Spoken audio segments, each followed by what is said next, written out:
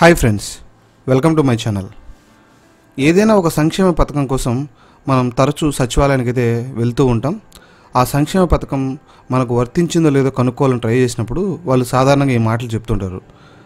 మీ Aadhaar card అన్ని రకాల వెరిఫికేషన్స్ని pass అయింది, మీకు డబ్బులు పడతాయి. లేదండి మీకు ఎలక్ట్రిసిటీ ఎక్కువ కాలుతుంది, మీకు డబ్బులు పడవు. లేదంటే మీ ఇంట్లో ఒక గవర్నమెంట్ ఎంప్లాయీ ఉన్నారండి, మీకు అమౌంట్ పడదు. లేదంటే మీ పేరు మీద వెహికల్ ఉందండి, మీకు డబ్బులు పడదు. ఇట్లాంటి మాటలు మనం వింటూ ఉంటాం. ఇవన్నీ ఏంటి అంటే దీన్నే 6 స్టెప్ వెరిఫికేషన్ అంటారు. ఓకేనా. ప్రభుత్వం ఇచ్చే ఎటువంటి సంక్షేమ పథకానికైనా ఫస్ట్ ఆఫ్ ఆల్ ఈ 6 స్టెప్ వెరిఫికేషన్లో మీరు అర్హత సాధించి ఉండాలి. మ్యాక్సిమం ఈ 6 స్టెప్ వెరిఫికేషన్ కంప్లీట్ అయితేనే ఏ పథకానికైనా మీరు ఎలిజిబుల్ అనమాట. ఈ 6 స్టెప్ వెరిఫికేషన్ కనుక మీరు ఫెయిల్ అయితే మీరు ఎటువంటి సంక్షేమ పథకానికి ఎలిజిబుల్ కాదు. కంపల్సరీ ఇది పాస్ అయి ఉండాలి మీ ఆధార్ కార్డు. ఓకేనా. సో ఈ వీడియోలో ఏం చేద్దామంటే అసలు ఒక సంక్షేమ పథకానికి ఎలిజిబిలిటీని ఎలా డిసైడ్ చేస్తారు, ఎలిజిబుల్లో కాదు, వాటిలో ఏం ఉండాలి ఏం ఉండకూడదు అనే క్లియర్ డీటెయిల్స్ని ఈ వీడియోలో మీకు క్లియర్గా ఎక్స్ప్లెయిన్ చేసి చూపిస్తాను. ఈ 6 స్టెప్ వెరిఫికేషన్ ఏంటంటే సాధారణంగా ఒక ఫ్యామిలీని గవర్నమెంట్ దృష్టిలో ఒక ఫ్యామిలీలో కొంతమంది వ్యక్తులు ఉంటారు. తల్లి, తండ్రి, కొడుకు, కోడలు, మనవడు, మనవరాలు, ఇలా వీళ్ళందరినీ కలిపి ఒక కుటుంబం లాగా గుర్తించి ఒక యూనిట్ లాగా పెడతారనమాట. ఓకేనా. ఇలా పెట్టినప్పుడు వీళ్ళందరి ఆధార్ కార్డులు మేము నోట్ చేసుకుంటాం. వీళ్ళందరి ఆధార్ కార్డులు మా దగ్గర రికార్డ్ అయి ఉంటుంది. ఓకే. ఎవరిదైనా ఫ్యామిలీలో ఏ ఒక్కరి ఆధార్ కార్డు అయినా ఇచ్చినప్పుడు మేమేం చేస్తామంటే మాకు ఒక వెబ్సైట్ ఉంది. ఆ వెబ్సైట్లో ఆ ఆధార్ నెంబర్ ఎంటర్ చేసి మీరు ఏ స్కీమ్కి అయితే అప్లై చేస్తున్నారో ఆ స్కీమ్ సెలెక్ట్ చేసుకొని మేము ఎంటర్ చేయగానే ఇంట్లో వాళ్ళు ఉండే అందరి పేర్లు మీరు ఏదైతే ఫ్యామిలీ కింద మీరు చెప్పింటారో 2019 ఆ టైంలో వాలంటీర్లో చెప్పింటారు. ఎవరైతే మా ఫ్యామిలీని డిసైడ్ చేసి చెప్పింటారో ఆ ఫ్యామిలీ మెంబర్ డీటెయిల్స్ అన్నీ మాకు వచ్చేసి ఆ 6 స్టెప్ వెరిఫికేషన్ డీటెయిల్స్ అన్నీ మాకు కనబడిపోతాయి. ఓకేనా. దాన్ని చూసి మేము ఆ సంక్షేమ పథకానికి మీరు ఎలిజిబులా కాదా, మీకు వస్తుందా రాదా అని చెప్పేసి క్లియర్గా చెప్పేస్తాం. ఓకేనా. ఆ 6 స్టెప్ వెరిఫికేషన్లో మేము ఏమేమి చూస్తామో నేను ఇప్పుడు చెప్తాను. ఈ 6 స్టెప్ వెరిఫికేషన్లో ప్రధానంగా ఉండేటి ల్యాండ్, భూమి, అర్బన్ ప్రాపర్టీ, ఎనర్జీ అంటే పవర్ కన్జంప్షన్, మీ కరెంట్ బిల్ రీడింగ్ అనమాట, గవర్నమెంట్ ఎంప్లాయీ లేదా పెన్షనర్, 4 వీలర్ అంటే వైట్ బోర్డ్ వెహికల్స్ అన్నమాట, not commercial vehicles, white board vehicles, income tax, మీరు ట్యాక్స్ కడుతున్నారా లేదా. ఓకేనా. వీటిలో ఈ రూల్స్ లేకొస్తే ఫస్ట్ది ల్యాండ్. ఈ ల్యాండ్లో కూడా 2 రకాల ల్యాండ్ ఉంది. ఒకటి మెట్ట భూములు. ఓకేనా. వ్యవసాయం డ్రై ల్యాండ్స్, వెట్ ల్యాండ్స్ అంటారు. ఓకేనా. వ్యవసాయం చేసేటివి, వ్యవసాయం చేయనటివి. డ్రై ల్యాండ్ కింద మెట్ట భూములు వచ్చేసి మీకు 10 ఎకరాల వరకు ఉండొచ్చు. ఒక కుటుంబానికి, ఒక వ్యక్తికి కాదు, కుటుంబంలో 10 మంది ఉండనివ్వండి. ఏ ఒక్కరికి ఏ చిన్న సమస్య వచ్చినా ఈ 6 స్టెప్స్లో కంప్లీట్గా ఆ కుటుంబంలో ఉండే 10 మందికి స్కీమ్స్ పోతాయి. అది పక్కా. ఇది చాలామందికి తెలియక కొట్లాడుతుంటారు. వాడికి పెళ్ళి అయిపోయింది, లేదా నా కొడుకు ఉంది, నా చెల్లెలకు ఉంది, నాకేం సంబంధం. మీరు ఫ్యామిలీ కింద ఎవరైతే వ్యక్తులు ఉంటారో వాళ్ళల్లో ఏ వ్యక్తికి సమస్య వచ్చినా కంప్లీట్గా ఆ ఫ్యామిలీలో అందరికీ స్కీమ్స్ క్యాన్సిల్ అవుతాయి. ల్యాండ్లో 2 రకాల ల్యాండ్స్ ఉన్నాయి. డ్రై ల్యాండ్ ఒకటి, వెట్ ల్యాండ్ ఒకటి. ఓకేనా. మెట్ట భూములు, వ్యవసాయ భూములు. మెట్ట భూమి మనకు వచ్చేసి డ్రై ల్యాండ్ అనేది మనకు 10 ఎకరాల వరకు ఉండొచ్చు. ఒక కుటుంబానికి 10 ఎకరాల వరకు ఉండొచ్చు. 10 ఎకరాల మించి మనకు మెట్ట భూమి ఉండకూడదు. అలాగే వెట్ ల్యాండ్, దీన్ని వచ్చేసి చాలా రకాల సంక్షేమ పథకాలకి 3 ఎకరాల వరకు ఛాన్స్ ఇచ్చారు. ఓకేనా. 3 ఎకరాల వరకు మనకు వచ్చేసి వ్యవసాయ భూములు ఉండొచ్చు ఆ కుటుంబంలో. నెక్స్ట్ పోతే ప్రాపర్టీ, దీన్ని అర్బన్ ప్రాపర్టీ అంటారు. పట్టణ ప్రాంతాల్లో 1000 చదరపు అడుగుల కంటే ఎక్కువ నివాస స్థలాన్ని కలిగి ఉండకూడదు. ఓకేనా. 1000 చదరపు అడుగులు అంటే దాదాపు సెంట్లలో చెప్పాలంటే 3 సెంట్ల వరకు ఉండొచ్చు. ఒక కుటుంబానికి 1000 చదరపు అడుగుల వరకు నివాస స్థలం అనేది ఉండొచ్చు. అంతకు మించి నివాస స్థలం ఉంటే కనుక వాళ్ళు గవర్నమెంట్ స్కీమ్స్కి ఇన్ఎలిజిబుల్ అనమాట. నెక్స్ట్ పోతే ఎనర్జీ. ఈ ఎనర్జీ అనేది మీ కరెంట్ బిల్లు మీ ఇంట్లో ఎన్ని మీటర్స్ అన్నా ఉన్నివ్వండి, మీ కుటుంబంలోని వ్యక్తుల పేరు మీద ఎన్ని మీటర్స్ అన్నా ఉన్నివ్వండి, మాకు వాటన్నిటి సరాసరి లాస్ట్ 6 మంత్స్ యావరేజ్ చేసుకుంటే మాకు 300 యూనిట్ల కంటే ఎక్కువ కరెంటు బిల్ వచ్చి ఉండకూడదు. అంతకు మించి కరెంటు బిల్ వచ్చిందా స్కీమ్స్ పోతాయి. ఈ మధ్యకాలంలో చాలామందికి తల్లికి వందనం స్కీమ్కి డబ్బులు పడకపోవడానికి కారణం మెయిన్ రీజన్ ఎనర్జీ. ఓకేనా, కరెంటు బిల్ ఎక్కువ రావడం వల్ల డబ్బులు పోగొట్టుకున్నారు. నెక్స్ట్ పోతే గవర్నమెంట్ ఎంప్లాయీ లేదా పెన్షన్. మీకు సంబంధించిన కుటుంబ సభ్యుల్లో నేను చెప్పాను కదా, ఏ ఒక్కరికి సమస్యని అందరికీ స్కీమ్స్ పోతాయని. మీ కుటుంబ సభ్యుల్లో ఎవరైనా గవర్నమెంట్ ఎంప్లాయీ ఉన్నా లేదా గవర్నమెంట్ పెన్షన్ తీసుకుంటా, అంటే రిటైర్డ్ ఎంప్లాయీస్ అనమాట, గవర్నమెంట్ పెన్షన్ తీసుకునే వాళ్ళు ఉన్నా మీకు వచ్చేసి ఎటువంటి సంక్షేమ పథకాలు రావన్నమాట.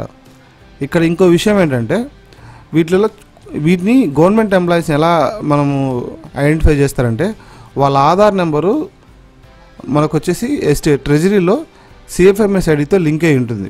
వాళ్ళ శాలరీలు పడాలంటే కంపల్సరీ ప్రతి ఎంప్లాయీకి సిఎఫ్ఎంఎస్ ఐడి అనేది ఒకటి ఉండాలి. దాన్ని ఆధార్తో లింక్ చేస్తారు. ఓకేనా, ఇక్కడ సమస్య ఏమొస్తుందంటే కొంతమంది అవుట్సోర్సింగ్ ఎంప్లాయీస్ ఉంటారు. వాళ్ళు రెగ్యులర్ గవర్నమెంట్ ఎంప్లాయీస్ కాదు, నెల జీతానికి అవుట్సోర్సింగ్ మీద టెంపరీ బేస్ మీద పనిచేస్తుంటారు. ఈవెన్ వాళ్ళ జీతాలు పడాలనే సిఎఫ్ఎంఎస్ ఐడి కంపల్సరీ ఉండాలి. అలాంటి వాళ్ళకు కూడా గవర్నమెంట్ ఎంప్లాయీ చూపించి స్కీమ్స్ పోతున్నాయి. ఓకేనా, కాకపోతే ఇక్కడ ఒక రూల్ పెట్టారు, ఎవరైతే అవుట్సోర్సింగ్ ఎంప్లాయీ ఉంటారో వాళ్ళ జీతం 12,000 కంటే తక్కువ ఉండాలి. 12,000 కంటే తక్కువ ఉండాలి అర్బన్ ఏరియాలో అయితే. అదే పల్లె ప్రాంతాలు అయితే 10,000 ఉండాలి. 10,000 అంతకంటే తక్కువ ఉండాలి. ఏమాత్రం అంతకు మించి ఎక్కువ ఉన్నా కానీ వాళ్ళను కూడా గవర్నమెంట్ ఎంప్లాయీస్గా కన్సిడర్ చేసి వాళ్ళ స్కీమ్స్ కూడా రావన్నమాట. ఓకే, నెక్స్ట్ పోతే 4-వీలర్. నేను చెప్పాను కదా, మీకు వచ్చేసి ఎటువంటి వెహికల్స్, కార్లు కావచ్చు, ఇంకోటి కావచ్చు, మీకు వచ్చేసి 4-వీలర్ వెహికల్స్ మీ పేరు మీద ఉన్నాయంటే వైట్ బోర్డ్ వెహికల్స్, మీరు గవర్నమెంట్ స్కీమ్స్కి ఇన్ఎలిజిబుల్. ఓకేనా, నెక్స్ట్ పోతే ఇన్కమ్ ట్యాక్స్. మీ ఇంట్లో ఎవరైనా ఇన్కమ్ ట్యాక్స్ ఫైల్ చేశారు అంటే ఇక్కడ ఒక చిన్న ఇష్యూ ఏంటంటే ఇన్కమ్ ట్యాక్స్ ఫైల్ చేస్తే చాలు, వాళ్ళు 0 ఇన్కమ్ పెట్టారా, 10 లక్షలు పెట్టారా, 20 లక్షలు పెట్టారా అని చూడట్లేదు. అదొక సమస్యే. ఇన్కమ్ ట్యాక్స్ ఇంకా ఫైల్ చేసి ఉంటే మీరు ఎటువంటి సంక్షేమ పథకాన్ని పొందలేరు. ట్యాక్స్ పేయర్స్ మీ మ్యాపింగ్లో ఉన్నారు అంటే మీ ఫ్యామిలీలో మెంబర్గా ఉన్నారు అంటే మీకు స్కీమ్స్ రావు. ఓకేనా, ఇది ఈ 6 కారణాలని మేము 6 స్టెప్ వెరిఫికేషన్ అంటాం. ఓకేనా, ఈ ఏవైతే భూమి, urban property, current bill, government employee లేదా పెన్షనరు, 4-వీలరు అంటే 4 చక్రాల వాహనాలు, లేదా income tax, last income tax. ఈ 6 కారణాలు మీరు పాస్ అయి ఉంటేనే మీకు సంక్షేమ పథకాలు అందుతాయి. ఒకవేళ వీటిలో ఏ ఒక్కటి మీకు మిస్ అయినా సంక్షేమ పథకాలు అందవు. కొన్ని స్కీమ్స్ మాత్రం చిన్న వెసులుబాటు అనేది కలిగించారు. For example post matric scholarships students కోసం తీసుకునేటప్పుడు అక్కడ ఏం చేశారంటే కరెంటు బిల్లును పట్టించుకోరు. ఓకేనా, అలాగే అర్బన్ ప్రాపర్టీ వచ్చేసి జనరల్గా అన్ని స్కీమ్స్కి 1000 చదరపు అడుగులు అయితే ఈ పోస్ట్ మెట్రిక్ స్కాలర్షిప్కి 1500 చదరపు అడుగులు. ఎందుకంటే స్టూడెంట్స్ లబ్ధి పొందాలి, మ్యాక్సిమం స్టూడెంట్స్ లబ్ధి పొందాలి అనే ఉద్దేశంతో ఇలా చిన్న చితక డిఫరెన్సెస్ ఉంటాయి. కానీ స్టాండర్డ్గా 6 స్టెప్ వెరిఫికేషన్ అంటే ఈ విధంగానే ఉంటుంది. ఓకేనా, వీటన్నిటిని కలిపి 6 స్టెప్ వెరిఫికేషన్ అంటారు. ఇవన్నీ ఉంటేనే ఎలిజిబుల్ అయి ఉంటేనే మీకు స్కీమ్ వస్తుంది. ఓకేనా, ఇంకోటి మీరు ఒకసారి సచివాలయంకి వెళ్ళి మీ ఆధార్ నెంబర్ ఇచ్చి అసలు మీ ఫ్యామిలీలో ఎవరెవరు ఉన్నారో చెక్ చేయించుకోండి. చాలామంది ఏం చేస్తున్నారంటే తల్లి, తండ్రి, కొడుకు, కోడలు ఈవెన్ పెళ్ళైనా కానీ అట్లే పెట్టుకుంటారు. పెట్టేసుకుని వానికి నా కొడుకు పెళ్ళి అయిపోయింది, నాకేం సంబంధం, నాకు స్కీమ్ ఇవ్వంటారు. అలా కుదరదు. వాళ్ళతో ఎంత కొట్లాడినా, సచివాలయ సిబ్బందితో ఎంత గొడవ పడినా మీకు స్కీమ్ రాదు. వాళ్ళ చేతుల్లో ఏమీ ఉండదు. మీ ఫ్యామిలీ మ్యాపింగ్లో ఏదైతే ఉందో వాళ్ళు జస్ట్ మీకు చదివి వినిపించగలరు మాత్రమే. వాళ్ళ చేతుల్లో ఏది ఉండదు. ఓకేనా, ఒకసారి మీరు ఆధార్ కార్డు తీసుకెళ్తే వాళ్ళు నీట్గా చూసి చెప్తారు. ఇది పరిస్థితి. ఈ కారణం వల్ల మీకు స్కీమ్స్ రాకపోవచ్చు, లేదా మీకు అన్నీ కరెక్ట్గా ఉన్నాయి. ఒక్కోసారి మీ ఫ్యామిలీ మెంబర్స్ కూడా చెక్ చేసుకోండి. చాలామంది పెళ్ళైన తర్వాత భార్యల్ని మ్యాపింగ్లోకి ఎక్కించుకోవట్లేదు, అంటే మీ ఫ్యామిలీలో మెంబర్స్ కింద ఎక్కించుకోవట్లేదు. స్టిల్ ఇంకా వచ్చేసి వాళ్ళ అమ్మ తరపు వాళ్ళ మ్యాపింగ్లోనే ఉంటున్నారు. ఓకేనా, ఈ హౌస్ హోల్డ్ మ్యాపింగ్ అనే కాన్సెప్ట్ని నేను క్లియర్గా తర్వాత ఎక్స్ప్లెయిన్ చేస్తాను. సో ఈ వీడియోలో వరకు మనం 6 స్టెప్ వెరిఫికేషన్ కోసం మాత్రం, అంటే ఒక సంక్షేమ పథకానికి ఏవైతే అర్హతలు ఉన్నాయో అది మాత్రమే డిస్కస్ చేద్దాం. ఈ హౌస్ హోల్డ్ మ్యాపింగ్స్, వాటిని ఎలా ఎడిట్ చేయాలి, ఎలా డిలీట్ చేయాలి, ఈ ప్రాసెస్ అని నేను ఇంకో వీడియోలో చెప్తాను. ఓకేనా, ఒక శాంపిల్ 6 స్టెప్ వెరిఫికేషన్ మాడ్యూల్ కూడా మీకు చూపిస్తాను, ఒకసారి చూడండి.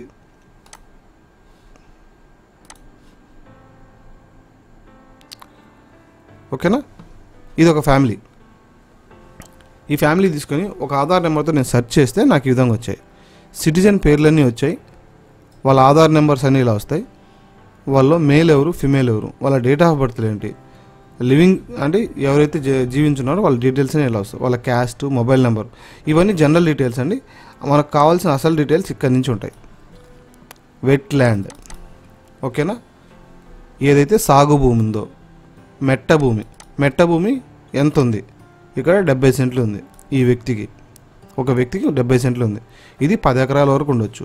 ఈ వెట్ ల్యాండ్ అనేది 3 ఎకరాల వరకు ఉండొచ్చు. నెక్స్ట్ పోతే ప్రాపర్టీ, అర్బన్ ప్రాపర్టీ 1000 చదరపు అడుగుల వరకు ఉండొచ్చు. కానీ ఈ ఇంట్లో వాళ్ళకి ఎవరికి ప్రాపర్టీ లేదు. ఓకేనా, వెహికల్ ఉందా లేదా, ఇక్కడ 5 మంది చూపిస్తుంది. ఫ్యామిలీలో మెంబర్స్ 5 మెంబర్స్ చూపిస్తుంది. ఓకేనా, 5 మంది డేటా మనం గమనించవచ్చు. ఇక్కడ 1 2 3 4 5 ఈ 5 మందికి సంబంధించి ఏ ఒక్కరికి మీరు నేను ఇప్పుడు చెప్పేటి మ్యాచ్ అవ్వకపోయినా 5 మందికి స్కీమ్స్ రావు. నాకేం సంబంధం అతనికి ఉంటే అంటే చెప్పలేం. మీ మ్యాపింగ్లో ఉన్నారు కాబట్టి తప్పనిసరిగా అన్నీ మీరు చెక్ చేసుకోవాలి. ఇక్కడ వెహికల్స్ ఏమీ లేవు. ఎంప్లాయీస్, గవర్నమెంట్ ఎంప్లాయీస్ కూడా ఇంట్లో ఎవరూ లేరు. ఒకవేళ ఉంటే కనుక ఎంప్లాయీ ఎస్ అని చూపిస్తుంది, ఆయన ఎక్కడ పని చేస్తున్నాడో ఆయన డెసిగ్నేషన్తో సహా చూపిస్తుంది.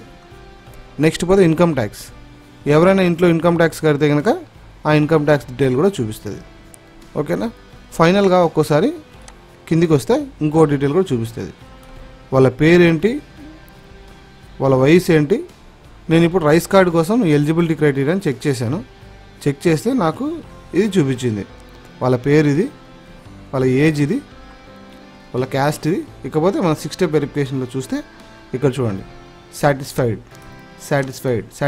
ఏంటి సాటిస్ఫైడ్, డ్రై ల్యాండ్ అంటే మెట్ట భూమి 71 సెంట్లు, 10 ఎకరాల వరకు ఉండొచ్చు, 71 సెంట్లు ఉంది కాబట్టి సాటిస్ఫైడ్.